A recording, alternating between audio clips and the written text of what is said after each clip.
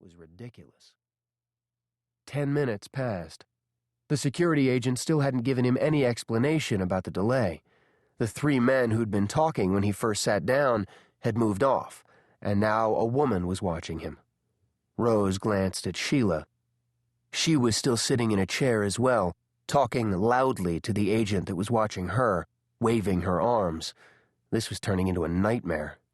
Rose stood up. The plane was pulling back from the gate in 15 minutes. If they didn't get out of here now, they wouldn't make the flight. "Sit down, sir," the agent who was watching him ordered sternly. "Right now?" "I'm going to miss my plane," Rose said calmly.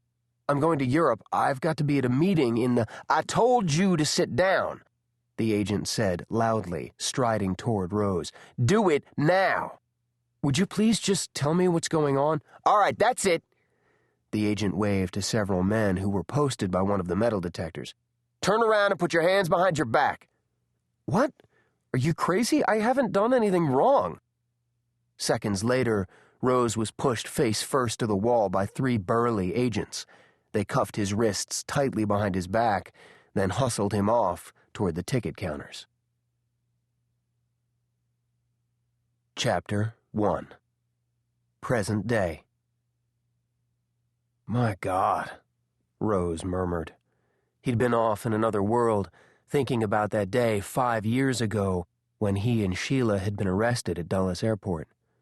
Thinking about how deeply it had affected his life, how it had shaken his faith in his government, how it had taken a year to get to the truth behind what had happened. Amazing.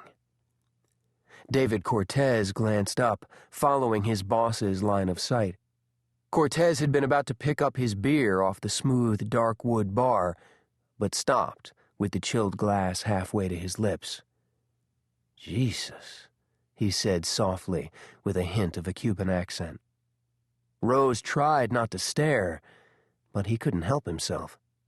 He'd spent an entire career keeping his nose an inch from the grindstone, doing the right thing, shunning the temptations that were constantly swirling around him as he climbed higher and higher on Trafalgar's corporate ladder. Now, in an instant, this.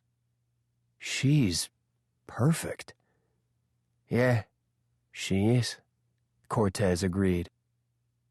The young woman sat on a tall stool on the other side of the bar, a glass of champagne on the napkin in front of her.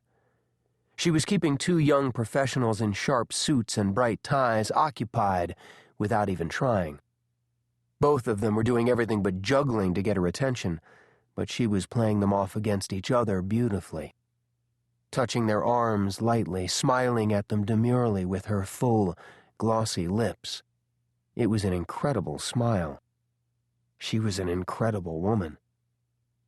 "I need to meet her." Cortez turned toward Rose.